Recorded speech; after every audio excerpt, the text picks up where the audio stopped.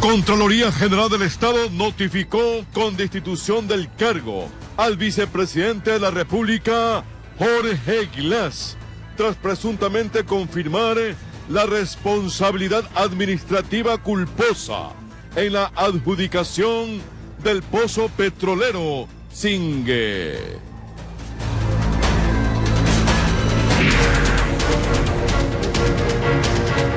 Enseguida, la noticia dialogó con el padre del niño de 8 años que fue violado y contagiado del VIH, presuntamente por el conductor de un expreso escolar en Guayaquil.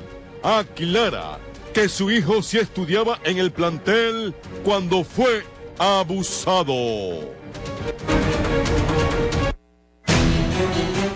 Rindió su versión la exdirectora distrital del colegio, en el que se registraron más de 10 denuncias por presunto abuso sexual.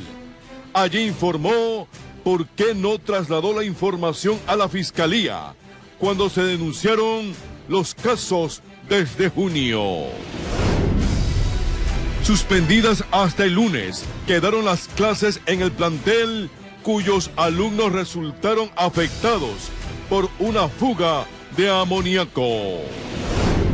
En lo internacional, crisis en España. Mariano Rajoy destituyó al gobierno de Cataluña y disolvió al Parlamento por declarar la independencia de España y anunció elecciones para el 21 de diciembre. Así empieza la noticia. Emisión estelar.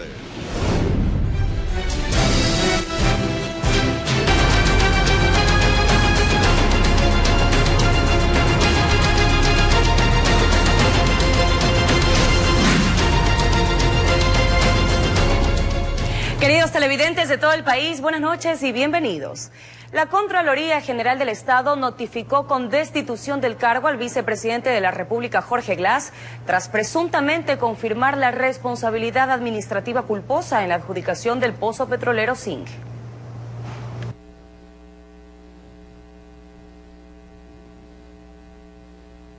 La Contraloría General del Estado notificó con destitución del cargo al vicepresidente Jorge Glass. Esto luego de confirmarse la responsabilidad administrativa culposa en el proceso de adjudicación del pozo petrolero Singue.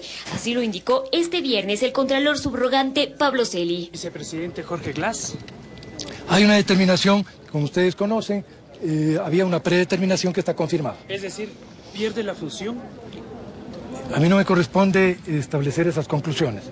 La Contraloría determina la sanción que corresponde a las observaciones encontradas en sus informes y en este caso hay una observación que tiene como conclusión una determinación de destitución y una glosa. En la investigación realizada por la Contraloría se determinó que mientras el vicepresidente Jorge Glass ejercía sus funciones como ministro coordinador de sectores estratégicos, formó parte del Comité de Licitación Hidrocarburífera, señalándolo como uno de los responsables de la entrega irregular del campo Singue al consorcio DGC, incurriendo en una serie de irregularidades en la negociación del contrato, concluyendo que en la fase precontractual se habrían omitido varios requisitos y exigencias.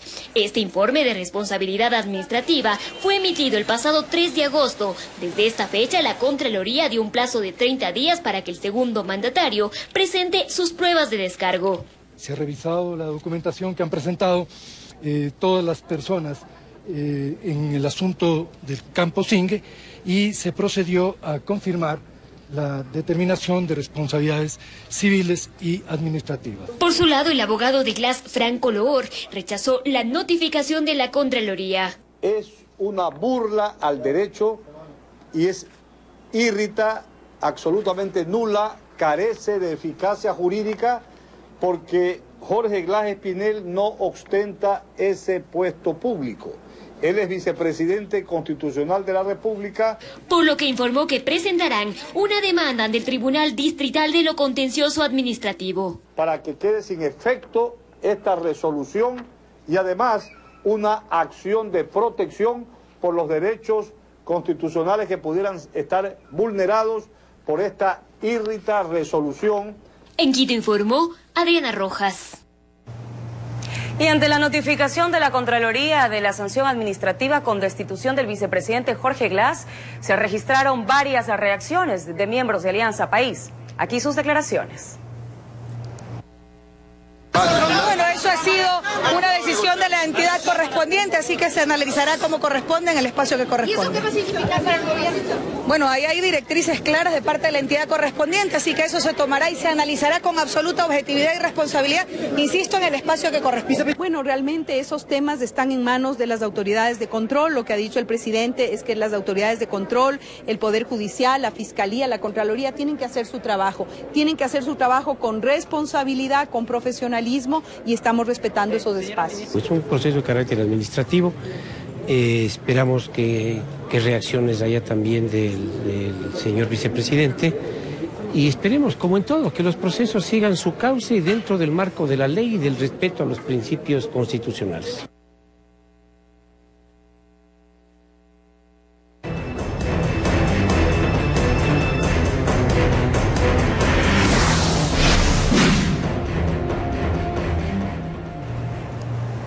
El informativo La Noticia logró conversar con el padre del menor de 8 años que fue abusado y contagiado de VIH presuntamente por el conductor de un expreso escolar en un colegio público de Guayaquil. El progenitor aclara que cuando ocurrieron los hechos, su hijo sí estudiaba en el plantel donde él había sido contratado como guardia de seguridad. En esta historia es Mario, porque desde que la perversidad trastocó su vida, no ha sido fácil enfrentar al mundo. En 2014 fue contratado como guardia de seguridad en un colegio público, por lo cual tuvo que mudarse con su esposa e hijo de 8 años de edad, quien estudiaba allí, donde nunca vio nada extraño. Ya no era un niño aplicado, empezó a enfermarse, empezó a recaer bastante, a enflaquecer. Empezó a quedarse hueso y pellejo. Acudió al hospital infantil de la Junta de Beneficencia, donde le dijeron que se trataba de una neumonía. Allí 3 meses internado, pero al salir no hubo ninguna evolución. Tengo que darle una noticia. Su hijo, le hicimos la prueba de Western Blot y salió que era positivo. Yo en ese momento me quería morir. ¿Él ahora tiene tratamiento? Sí. ¿De parte del Estado? Sí, cuando hay, bien, cuando no, hay que esperar a que venga la medicina. Mario tiene una niña de 4 años y decreta que lo único que le impide caer es el gobierno de la fe. Desde su fuero, habla de las sanciones contempladas en el COEP y lo que cree que allí falta. Y 22 años es muy poco. Tiene que darle cadena perpetua. Porque no se puede tener a gente así en la calle. Informó Jorge Escobar. En Guayaquil rindieron sus versiones la exdirectora distrital del Colegio Nacional, en el que se registraron más de 10 denuncias por presunto abuso sexual, y la coordinadora zonal 8, Erika Lainez. La exfuncionaria informó las razones por las que no trasladó toda esta documentación a la Fiscalía del Guayas cuando se denunciaron los casos desde el mes de junio. La primera en acudir a la fiscalía fue la exdirectora distrital, Tania González, separada del cargo porque según el ministerio no actuó ante la fiscalía. Apenas tuvo en sus manos la información en contra de los 4 profesores en un presunto abuso sexual. Bueno, en este momento estamos en una investigación previa, efectivamente informado al señor fiscal de todo lo actuado desde el momento en que conocí. La diligencia empezó a las 8 de la mañana y se extendió por 4 horas. Allí el abogado de los menores presuntamente abusados planteó más de una pregunta. Que sabiendo estos informes de intimidación en los cuales se menciona ya lo que iba a hacer el profesor, lo que quería hacer con los estudiantes, no fueron y denunciaron el hecho.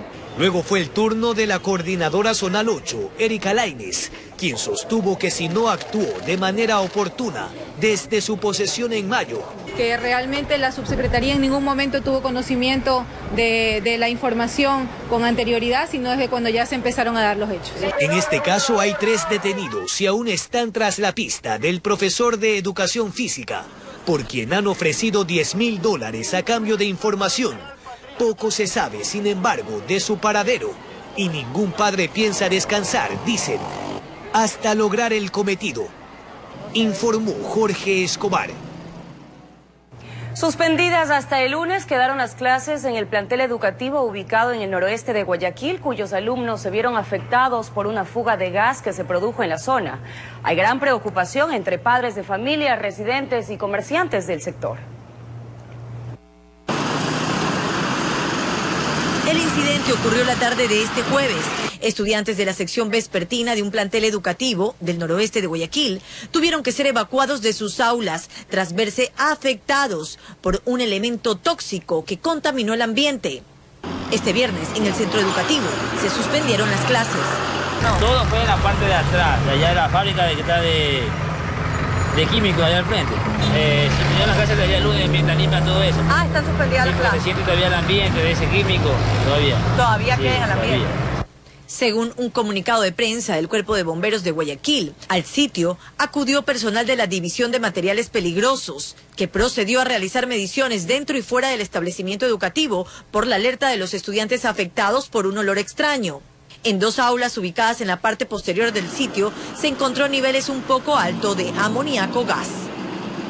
Algunos padres de familia que habitan en la cooperativa Simón Bolívar, en la zona donde se produjo el incidente, cuentan del susto que se llevaron al enterarse de que algo pasaba con sus niños, que tienen entre 5 y 8 años. Corriendo, claro, porque la desesperación de las profesoras, pues también nos llamaron a la señora y claro, todas las profesoras estaban asustadas. ¿Cómo encontró sus niños? Bueno, en buen estado, pero había muchos niños que sí se desmayaban.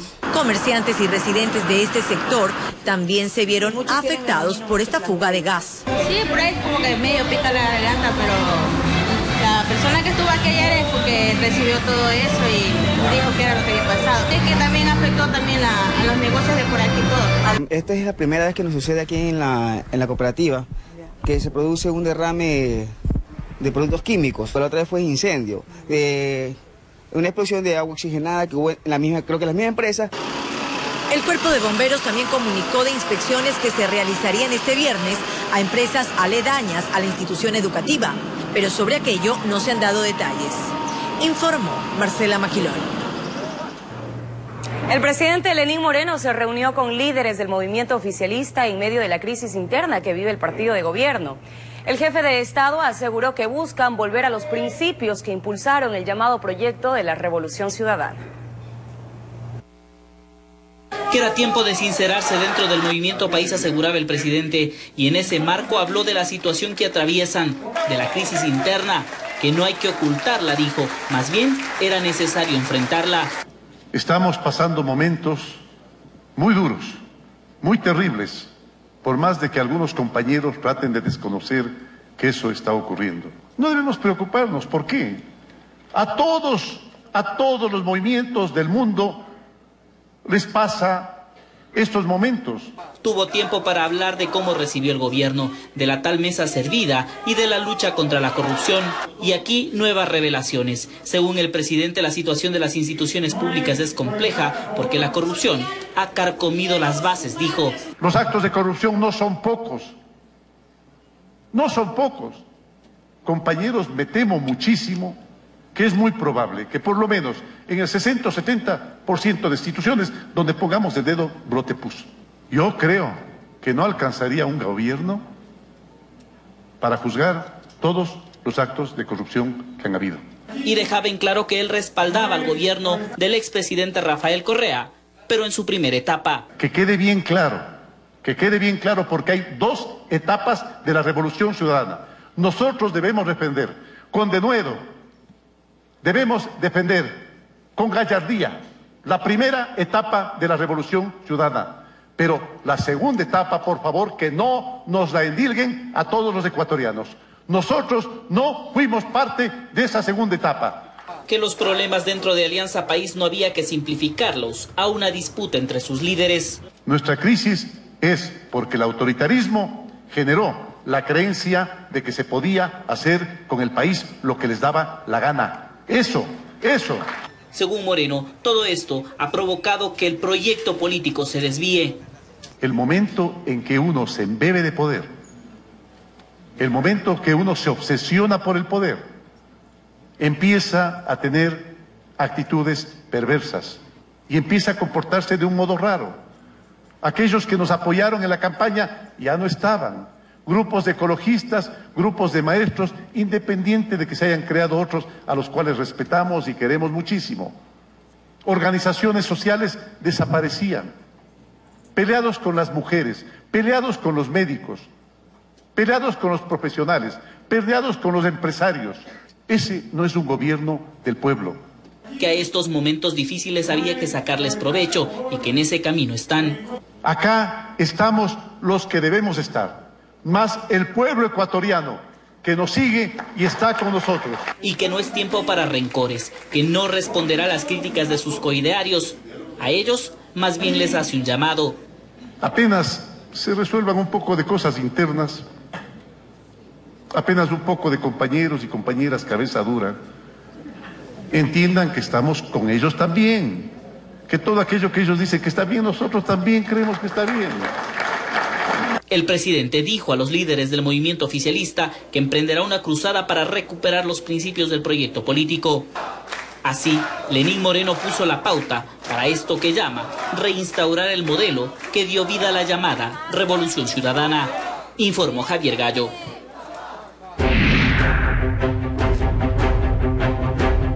A 9 ascendería el número de fallecidos por haber consumido alcohol metílico en Quito. Además, autoridades decomisaron 1.500 litros de licor artesanal.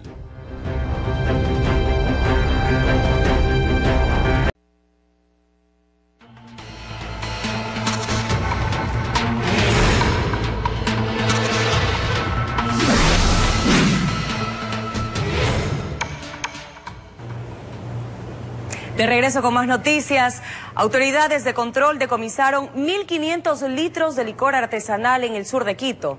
Trabajos preventivos de la policía comunitaria permitieron ubicar una vivienda donde almacenaban el licor. Una persona fue aprehendida para investigaciones.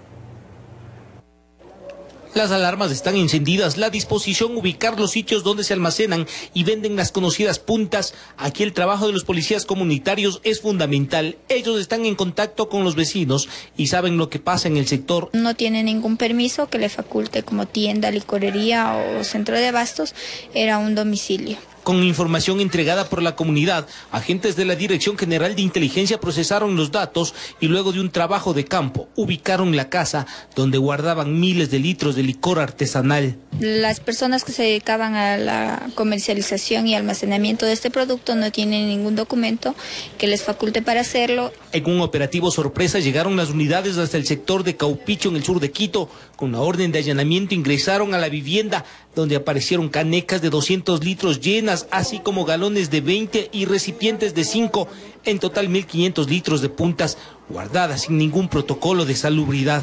Aparentemente funcionaba como centro de acopio, desde donde se distribuía el licor prohibido a varios puntos del sur de la capital. Según información entregada a los agentes investigadores, la compra era directa, pero también llegaban de otros sitios en vehículos a llevar por galones del trago amargo, ese que tiene gran demanda entre los que lamentablemente han caído en las garras del alcoholismo y que por su bajo precio lo buscan a diario. Este producto no está apto para el consumo humano. Una persona fue aprehendida para investigaciones. Tenía almacenado el licor artesanal en una especie de garaje. Los envases no contaban con registro sanitario, peor fecha de caducidad. Es decir, su venta no está permitida, pero lo hacía libremente hasta que aparecieron los muertos y todos en apuros. Hay una persona que está puesta a órdenes de la autoridad competente y será la misma que determinará cuál será la sanción. Por acá al parecer ni por enterados que hay varias personas fallecidas por haber ingerido huanchaca. Inteligencia policial confirmó que el negocio funcionaba a las 24 horas del día. En Quito informó Iván Casamen. A 9 ascendería el número de fallecidos por haber consumido alcohol metílico en Quito. La Fiscalía informó que 2 personas son procesadas por la venta de licor sin registro sanitario. Buscan sentar precedentes y que las personas que se dediquen al ilegal negocio sepan que no están al margen de la ley.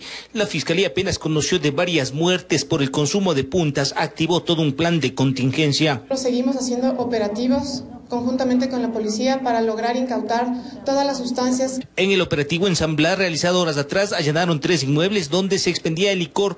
2 personas fueron detenidas. La una cuenta con prisión preventiva y es procesada por el presunto delito de muerte culposa. Sería quien vendió el trago a uno de los fallecidos. Las mismas que dieron positivo para alcohol metanol en un grado superior al del alcohol etílico. Esto se contrastó con una experticia toxicológica realizada a muestras biológicas de la persona fallecida, logrando contrastar que se trataría de la misma sustancia. Mientras la otra salió con medidas sustitutivas, es un hombre con discapacidad. Está investigado por contaminación de sustancias para consumo humano. Tenía en su poder estas bebidas alcohólicas que, conforme a los informes que se han remitido, tienen presencia de metanol. En las últimas horas, la policía realizó el levantamiento de al menos 6 cuerpos en varios puntos de la capital. En la mayoría, los familiares y amigos indicaron que compraron supuestamente licor artesanal, pero por lo pronto la Fiscalía indicó que un hombre de 50 años de edad sería la 9ª víctima de la huanchaca. Al momento tenemos 9 muertos. Vamos a seguir dentro del proceso de investigación. El indigente fue encontrado sin vida en el Parque del Ejido. Junto al cuerpo, 2 botellas plásticas con un líquido transparente que fue llevado para los análisis respectivos. Continuar y llegar a poder establecer a los responsables del expendio de ese licor, ¿no? Estamos en ese proceso de 8 personas más. Huanchaca bendita para unos y luto para otros, que ahora está en la mira de las autoridades. En Quito informó Iván Casamen. El fiscal general del Estado viajará la próxima semana hacia Panamá, donde tiene previsto mantener reuniones con autoridades de otros países para recabar información sobre el caso Odebrecht. El fiscal general del Estado, Carlos Vaca, confirmó una nueva indagación previa que se inició en contra del vicepresidente de la República, Jorge Glass, y su tío, Ricardo Rivera. A la de asociación ilícita se suma la de cohecho. La disposición que di como fiscal la di el día que concluyó la instrucción fiscal. Ahí dispuse a las fiscalías que tienen la competencia para eso, dispuse que se abran las investigaciones por algunos delitos, algunas infracciones que devenían de la investigación del expediente principal. Una de esas es un potencial delito de un presunto supuesto delito de cohecho. Y con la finalidad de recabar mayor información, Vaca alista maletas para este domingo viajar a Panamá, donde tiene previsto reunirse con la procuradora Kenia Parcel y el fiscal general de la Confederación Suiza, Michael Lober. Porque ustedes recuerdan que en la trama de corrupción de Odebrecht, la información que estaba disponible era la información de Brasil, Estados Unidos y Suiza.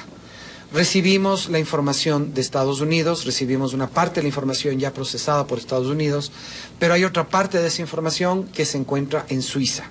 El fiscal tendrá la posibilidad de obtener información del sistema informático MyWebDay, todo en relación al supuesto delito de asociación ilícita de Odebrecht. Lo fundamental es que vamos a tener una reunión con el fiscal de Suiza, bilateral, directamente con él, para poder tramitar o para poder tener resultados de una asistencia penal que ya entregó Fiscalía a Suiza para obtener información. Según la Fiscalía, el software archivaba los sobornos que se pagaban a varios países, cuyos beneficiarios eran identificados con códigos, y eliminaba el cifrado de claves para que no se conozcan las coimas realizadas. El software contendría alrededor de 2 millones de documentos, entre facturas, contratos, correos electrónicos y órdenes de pago.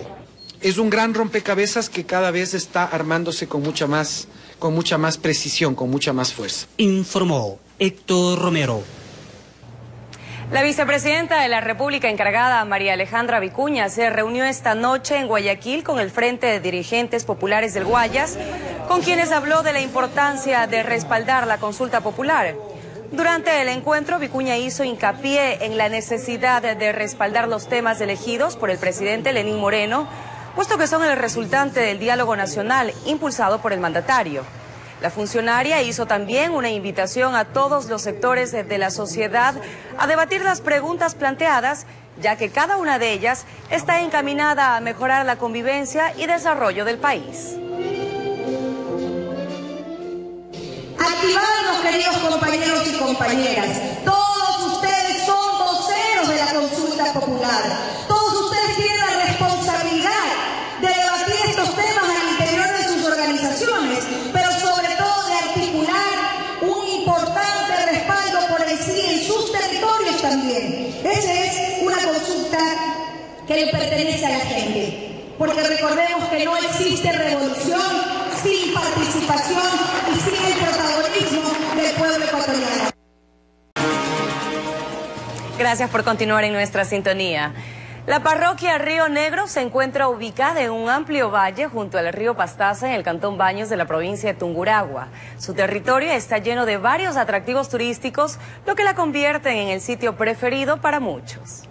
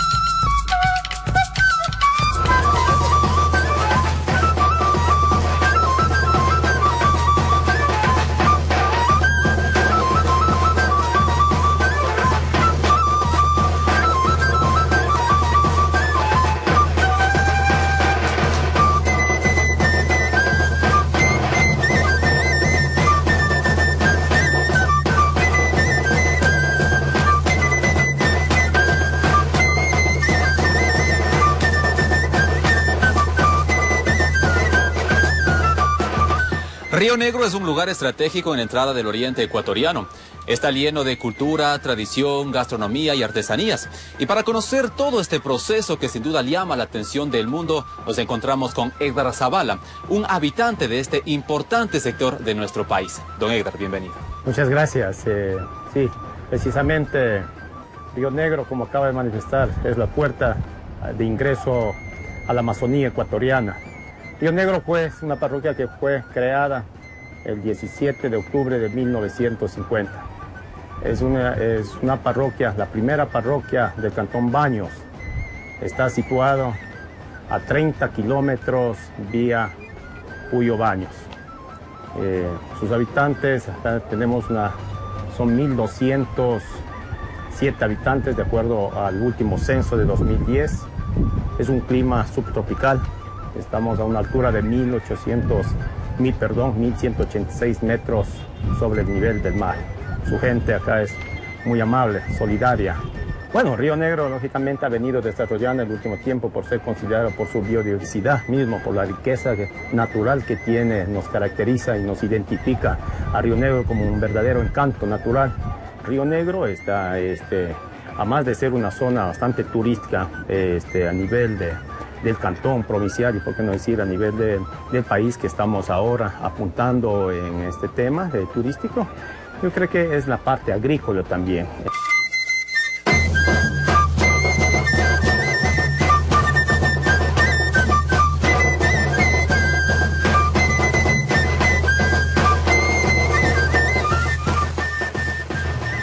Así finalizamos. Recuerden que pueden vernos desde cualquier parte del mundo a través del sitio web www.rts.com.es. RTS está más cerca de ti. Gracias por acompañarnos. Lo que sigue, el mejor programa deportivo del país, Copa. Buenas noches.